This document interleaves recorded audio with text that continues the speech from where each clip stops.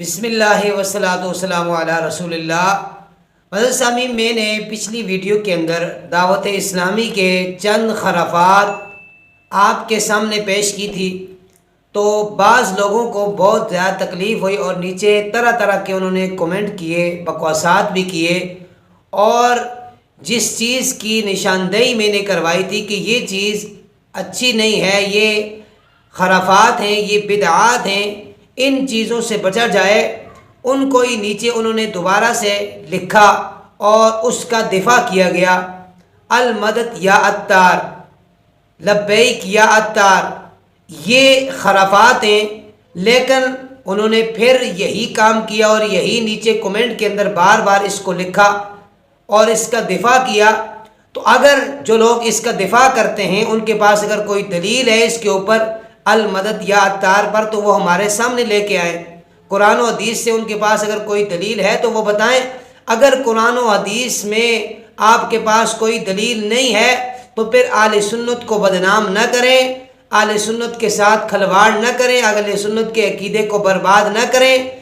اللہ تبارک و تعالیٰ کی ذات ہی ہے مدد کرنے والی، اور اس کی عطا سے پھر رسول اللہ صلی اللہ تعالیٰ علیہ وآلہ وسلم اپنے غلاموں کی مدد فرما سکتے ہیں۔ ہر ایرا غیرہ نتھو غیرہ، کوئی کسی کی مدد کر نہیں سکتا ہے۔ اور پھر انہوں نے جو ایک اور ڈرامہ کیا کہ الیاس عطار قادری کے وضو کا پانی اپنے چہروں پہ ملا، اپنے ہاتھوں پہ ملا، یہ کہاں کس دلیل سے آپ نے یہ کام کیا ہے؟ یہ تو صرف رسول اللہ صلی اللہ تعالیٰ علیہ وآلہ وسلم کی ذات کے لیے خاص تھا اور صحابہ کرام نے کیا تھا۔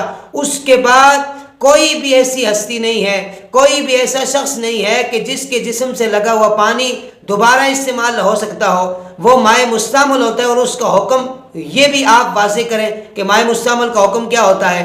اور پھر اگر کوئی آپ کو صحیح بات دکھائے اور صحیح طرف آپ کی توجہ دلائے تو آپ کو بڑی تکلیف ہوتی ہے، اور اس کے اوپر آپ طرح طرح کے کومنٹ اور بکواسات کرنا شروع کر دیتے ہیں۔